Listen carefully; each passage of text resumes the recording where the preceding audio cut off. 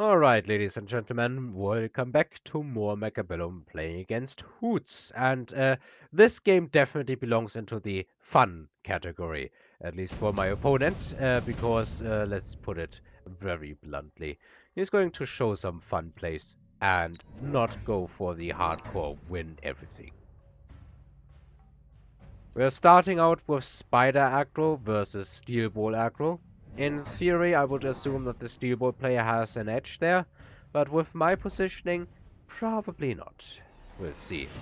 My opponent also instantly picks up a mobile beacon and decides to mobile beacon some crawlers around, pulling the entire half of my army, basically. This one Arclight has his work cut out. None of my units go after the tower. So if you're ever struggling against aggro, you might want to take notes here. At the same time, this now kind of backfires as the steel balls slide in to kill this spider. And it kind of falls apart now. Well, as I said, steel ball player probably has the advantage. With other units that are slower, this would actually have worked, but maybe not with when you're facing steel balls. Round number 2, I get my marksman.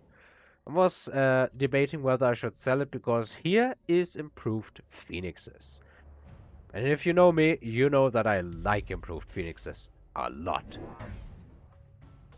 My opponent has decided to try and lower the health of the steel balls, so that's all this missile can do. And then the tarantula probably is intended to finish it. I wish I had bought field recovery and just sold this marksman and bought like another unit of chaff. That would have fit more nicely. That would definitely have been the superior play here. There just ain't enough chaff clear to deal with all of these crawlers in time. Like for real. The extra spider here is making all the difference. The strategy against the steel balls is not working out, but not by much. Let's call it that. Meanwhile, my opponent gets a basically free kill on the level 3 marksman, which sucks hard. However, as there is no anti-air, let's just skip ahead to the final end result, which is probably going to be a level on the steel balls, yeah.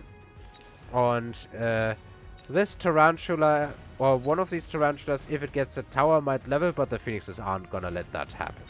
These phoenixes are already doing almost 4,500 damage per shot. They are not caring about how much health your puny tarantulas have. At the end of the day, slight win for me. But I should definitely sell the marksman. 3 units. We have some high-level wasps here. We also have typhoons. My opponent decides to take the Sabertooth, and what will I take? Sabertooth definitely a good option, but I went for the wasps. Alright. Wasps down here in the flank. Hoping to get some value. My opponent is reinforcing the side with a Sabertooth. That has easily the capability to double tap my units. Meanwhile, on this side, I have still not sold the marksman, but I did level the phoenixes. Now, what is my opponent getting for anti-air? There's only some fangs here. Oh, and he decides to just go ahead with the spider mines. I have been told that you don't want to go ahead with spider mines all that quickly, because A, they only get really good when your spider has a lot of health, a lot of levels, and these things subsequently get a lot of health. And then the other reason is they basically explode and die and delete experience points from the board. The few fangs here are not going to be a big problem for these level 3 wasps. At the same time, however, I still neglected to sell this marksman, which means it is going to not work out. This side is looking more harsh by the round.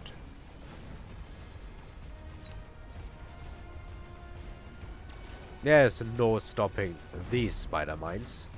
But at the same time, there also is no anti-air for my opponent, save for these few wasps that are going to get annihilated.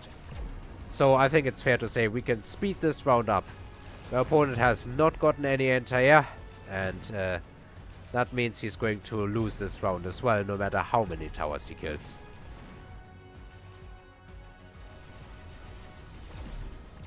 Still, it shows that these... I need to do something for the ground fight, because I'm losing horribly on the ground. If it weren't for my air units, I would have lost a lot of health here. Then again, I mean, I invested into air units, so it's only fair that I lose the ground war. We have some haste, some absorption module, even a barrier or Mustang production. I think all of these items can have a point. My opponent decides to get the haste module, and I think I did the same, but we'll see in a few seconds. And he's decided to go for anti-air worm into these wasps. That's right, folks. He's buying worm into improved phoenixes. And throwing a haste module on the worm. Yeah, here's my own haste module. And here's jump drive on the wasps. However, he's also not neglecting the other side. I decide that I am kind of just pushing through. Which kind of defeats the purpose of this missile, at least the intended purpose. My opponent has decided to instead just put a mobile beacon through here. Probably in an effort to distract my units. And I decided to get some Wraiths, which is probably the best target on the board for these sandworms. Least range, highest health.